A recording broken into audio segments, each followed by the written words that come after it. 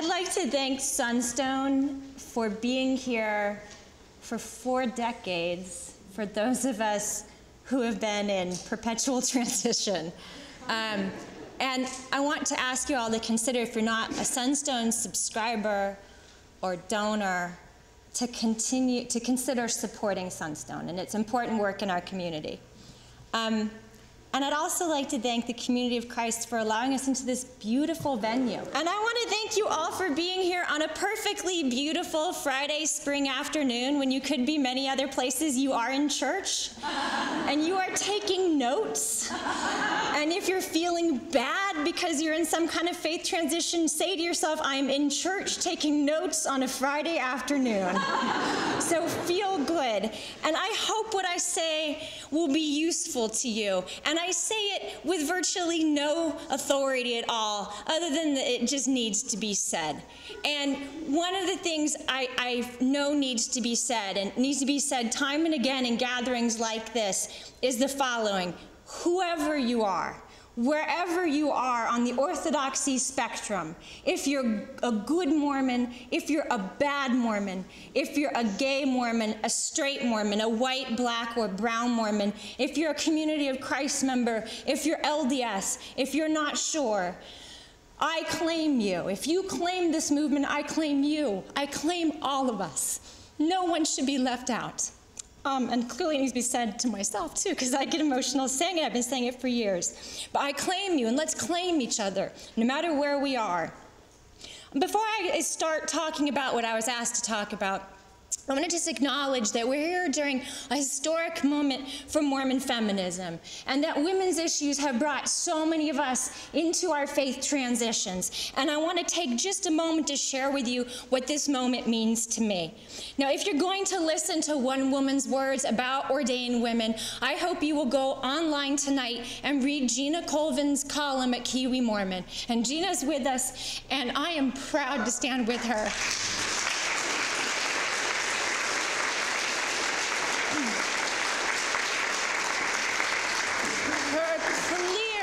Unapologetic, faithful voice represents, I think, the very best of what Mormonism gives us in moral courage and compassion and vision. And I'll be honored to walk shoulder to shoulder with my sister Gina tomorrow, as I will, and who has traveled from New Zealand to be here with us, as I will with my sister Anya Viajero, who is one of the very first Mormon feminist activists in Mexico, who will be here from Mexico City, and we will walk together. Now, I myself was not sure I was going to walk with ordained women until just a few weeks ago. Ordination, frankly, to the Aaronic and Melchizedek priesthood was not what I would call a bosom burner for me. And this is not to minimize those women for whom it is, because that just might be my shortcoming, honestly, I don't know.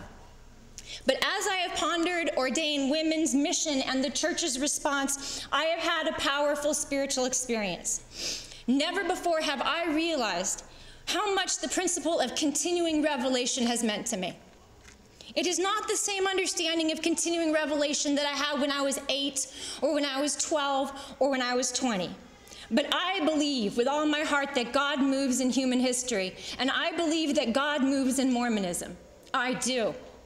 I believe it is a great gift of the Mormon people to be willing to be vulnerable enough in this belated age to say, God moves me, God moves through us, God is working through us collectively.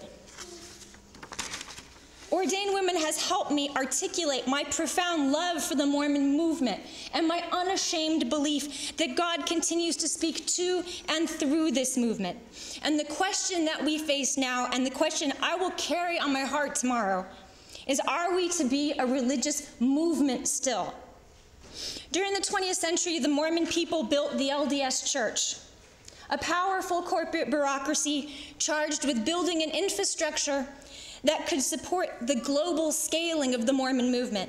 And the church has done so very well. But like all corporate bureaucracies, it has also been rigid and exclusionary. And it has concentrated power in the hands of a few, sometimes at the expense of the many. And I say this with no anger, just this is how bureaucracies work. Is our faith the faith of Mormonism as a corporation? Or is it the faith of a movement? I will walk with my sisters of ordained women tomorrow to bear testimony that I believe that God still moves in this people and that we are still a people of continuing revelation. I want to share with you a quote that captures my feelings on ordination and that shows why you should be reading Sunstone, because it was published in Sunstone a long time ago. His quote, from the 1950s to the early 1980s, during the rise of the global bureaucratic church, and I would add, I think actually we can trace this to the 20s or 30s, equal citizenship for women in the kingdom seems to have been replaced with the glorification of motherhood, thus ignoring both the single or childless woman and also ignoring fatherhood as the equivalent of motherhood. A broader, more inclusive understanding of priesthood could strengthen marital and family ties and once again allow unmarried women to share more fully in the gifts of the Spirit, which were once common in the household of faith. That could mean a re-examination of the LDS policy of ordaining women to priesthood offices, or it could simply mean making changes in the General Handbook of Instructions, which would reverse the tide that has stripped women of these opportunities through over 100 years of policy development. This is from Mormon historian Linda King Newell, writing in 1985, 30 years ago. Today, we are virtually unmoved on the issues Newell addressed. Our bureaucratic correlated curriculum has kept most Mormons innocent to our own history, to the richer dimensions of our own theology, the powers and prerogatives of leadership and priesthood authority that women in the 19th century enjoyed as a matter of common course have left us. There are small, wonderful changes today, everyone to be celebrated, but we find ourselves 30 years after Linda King Newell addressed these issues with no women at the table at virtually every level of LDS church bureaucratic leadership above the congregation. Are there women at the table, mothers and grandmothers, and the perspectives they bring? When church investments are managed, when temples are financed, cited, and designed, when curriculum is developed, when liturgy is reviewed, when mission calls are assigned, when humanitarian priorities are set? Perhaps they are. It would be wonderful to find that out. But we do not know because the bureaucracy is so intransparent. All we know is what our most forthcoming women leaders like Chief Okazaki have told us. And what Sister Okazaki told us was that no, women were not at the table during her period of leadership, not at the table to design temples or to provide feedback on their liturgy, or to set budgetary and investment priorities, not even at the table to consult on the proclamation on the family. No women. We cannot stand still another 30 years. I believe something is moving again amongst the Mormon people. I will walk tomorrow as a testimony that God moves among this people, as a testimony of continuing revelation, and I hope you will join me. Okay.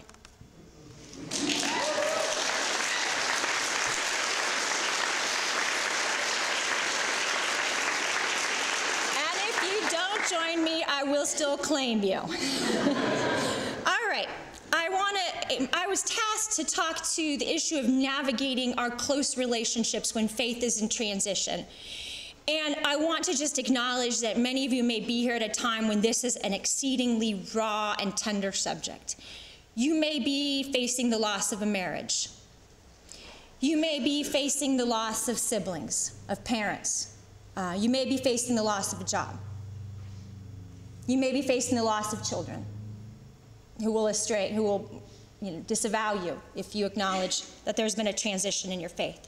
I want to acknowledge the pain, the sorrow, the grief. I need to begin by sharing a bit of my own Mormon story in shorthand. I was born and raised in Southern California in a really observant LDS household. We were Bruce R. McConkie correlation Mormons.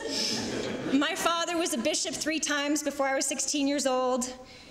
Somehow, from early on, I figured I was a feminist, and I learned that that could bring a bit of tension to my life. In 4th grade, I wrote 2 research papers, one on the ERA and one on Joseph Smith. It was a lovely contradiction. Anyway, but I loved the church. I loved the faith entirely. I couldn't imagine a life for myself outside of Mormonism. And I went to Brigham Young University in 1989, and there for the first time I met Mormon intellectuals and feminists. And I discovered in their searching, sometimes gentle, sometimes fierce, always beautiful ways of being, a new set of role models for my life as a Mormon. I'd never met anyone like that in Orange County, California. There was no Sunstone in my world. And then came the church's pushback in the 90s against feminists and intellectuals and gays and lesbians, and it was so painful. It was devastatingly painful, and I felt that my church had left me and had rejected people like me, and that it didn't want me. And I wandered for some years, and I married outside the faith, but I made sure I married someone who understood what my faith meant to me. And over time, and with the arrival of my children, I found my way back to activity. And not only to activity, but also to a very public exploration of faith as a writer, and as an unashamedly unorthodox and progressive Mormon. Unashamedly unorthodox, unashamedly progressive, and unashamedly Mormon, all three. I know, it still blows people's minds. In 2011, just as the Romney campaign was gearing up, I was invited by the Washington Post to write a piece, 5 Myths About Mormons. And in it, I spoke frankly to some of the thorniest issues in church doctrine and history. Polygamy, for instance. I tried to convey the complex truth about Mormon polygamy, that yes, although most references to polygamy have been totally scrubbed from our curriculum, and yes, Joseph Smith did have at least 33 wives, and that no, the church had really never renounced doctrinal polygamy or polygamy for the eternities, even though it had abolished this worldly practice of polygamy in the 1890s. This is what I wrote in the Washington Post. I sought neither to be protective nor provocative, to simply name the facts of our experience. And the response: a steaming inbox full of deeply angry email. A good chunk of it directed against my writing about polygamy. I had people email me demanding earnestly, what are your references? Where are you getting this information? Where are your references? Where are you getting this? Deeply devout writers challenging the facticity of what I had presented to provide solid academic references that Joseph Smith had plural wives. Others were just furious that I had discussed it in public. And I sat quietly, because it was a lot. It was very angry, and I sat with it. And I tried to understand what it was I was witnessing. Like, what was this? What was fueling this intense reaction? And the word that came to me was this: shame. How much shame Mormons have carried for being who we are, for believing as we have believed, for practicing as we have practiced. Shame, I have come to believe, is a major emotional undercurrent of Mormon life. Shame as a response to public mocking of our faith for more than 175 years. Shame as a tool to regulate behavior and preserve the boundaries of our community.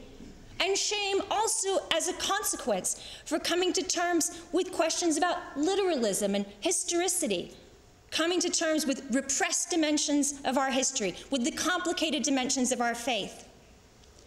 When our faith transitions, how do we feel about the literal believers we were at 8, at 12, at 20, at 35? Do we feel ashamed that we believed as we were taught to believe? Do we feel ashamed that we sacrificed all we were asked to sacrifice? And when our faith transitions, if we are ashamed of our earlier believing selves, do we also open ourselves to being made to feel ashamed by our literal believing relatives? Do we allow others to shame us? Do we react by shaming back, by deriding or dismissing the way we perceive our relatives and our fellow ward members to believe, or former ward members to believe? And is the intense judgment and shaming meted out by our relatives and former ward members and fellow ward members itself an expression of shame at being abandoned or found out or being viewed as less than because one is still an Orthodox believer? For 175 years among the Mormon people, there have played out these grand dramas of those who leave and those who stay, good and bad, betrayers and betrayed, suspicion and insularity sown among us by the hostile climates in which our faith has persisted. At some point, I noticed in the eyes of people I loved, people more orthodox than me, a vulnerability.